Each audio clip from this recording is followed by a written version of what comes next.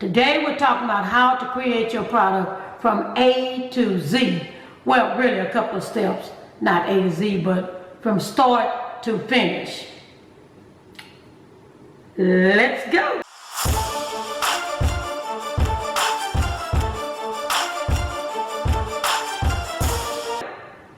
Okay, how to create your product. First thing is, what is the product?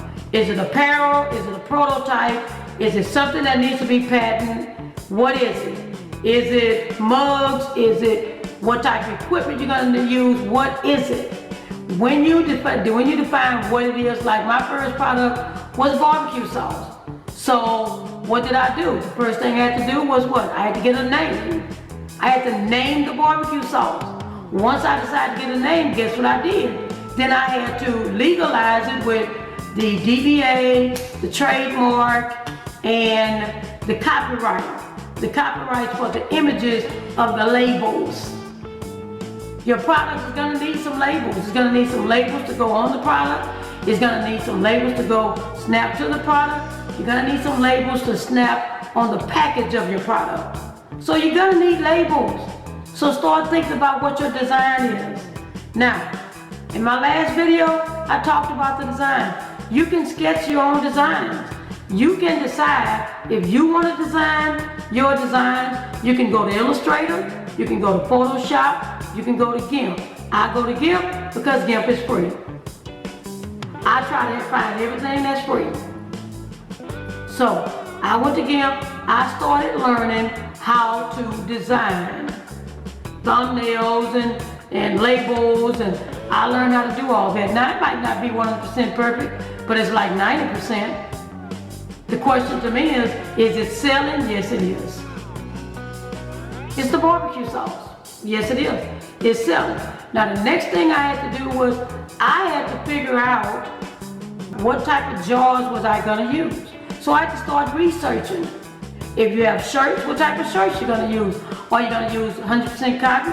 Are you going to use 40%, 60% polyester? What colors are you going to use? Are you going to use Hanes? Are you going to use Fruit of the Loom? Are you going to use Gildan? Are you going to use a more expensive t-shirt that you're going to reach our only targeted market? That's the next thing.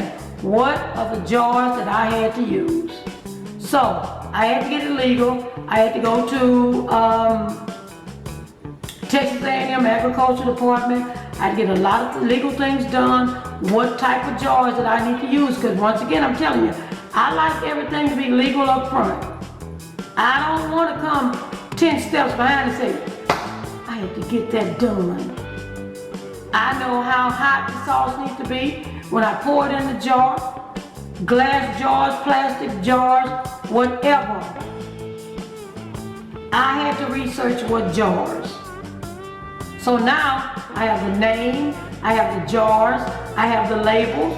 Now, in between that process, the actual product, the actual barbecue sauce. It took me 10 months to really get it to the original Burns barbecue sauce that Roy and Willie Burns produced. 10 months. And lots of throwaways in the trash because something didn't taste right. It was too sweet or it was too bitter. It tastes like ketchup or it tastes like... I had to get that same taste that they had, that when you taste it and you finish swallowing it, that taste is so good, you want some more. So then what I had to do, I had to get a nutritionist. A nutritionist really gave me all the information I needed to make it right. So now I have the barbecue sauce, I know how hot it needs to be, I know everything. What was the last thing I had to do? I had to get some heat seals. Heat seals sealed it to protect anybody from tampering with it. So you see why it's important to make sure you have everything in line the way it's supposed to be. T-shirts. I had to make sure the t-shirts didn't, I have a t-shirt line, Love Your Mom collection, and On a Piece of History with Burns Barbecue. Smokehouse Legends, Roy and Willie Burns. Well, I have to make sure you put the shirts in the washer that they don't shrink up. So I had to buy a shirt. This is the flip end of my other business. I had to buy a shirt. I had to put it in the washer. See what it actually was like when I took it out the washer. Most t-shirts are basically the same. There are a couple, you make sure you buy them from the right places. But then I had to send the t-shirt to a print on demand because print on demand will print 1 or 100. I just wanted 1 because I wanted to see what the logo looked like, what the image looked like on the shirt before I started selling. And here's what happened. When I started selling on the market with the t-shirts, they started writing back. I want 2, I want 3, I want 1, I want 5, I want... But the logo had to be right. The image had to be right. So I sent it in, I received it back, and guess what? I got it. It's a prototype. It's on a mock-up.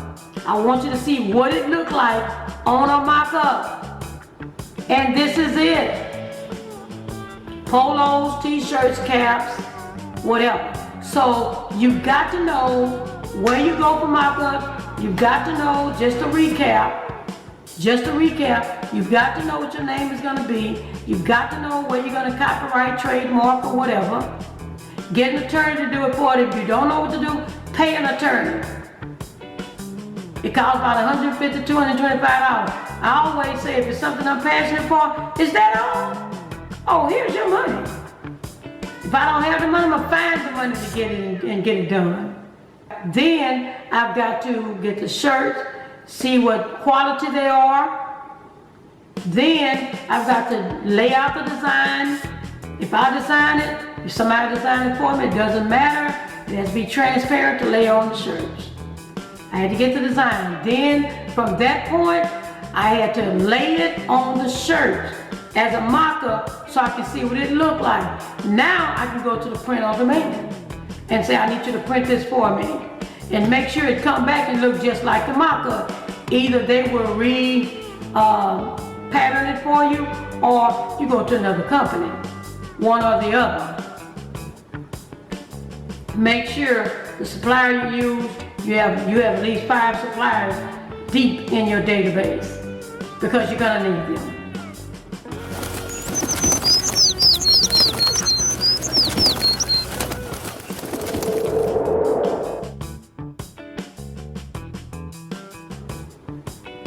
I hope I've given you everything to help you create your product and finish it so you can sell it, so you can convert your customers over to buying your product.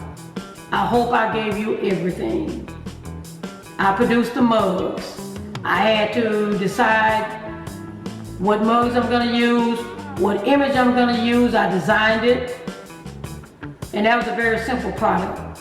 So I sent it to the print on demand. They sent it back to me to sample. I liked it. I put it out there. People started ordering. That's what it's about. Creating your product the right way so that when you get ready to sell it, you're ready to sell.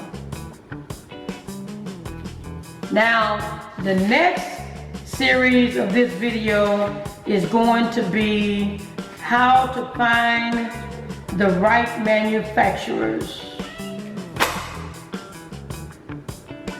You got to know you're dealing with the right manufacturer, and that's going to be a good one for me, because I guarantee you I went through some manufacturers. I did. I want you to come back and watch that, okay? Have a good day. Enjoy your day. Jot all this down. Take a look at it. See if it's something that you really want to do.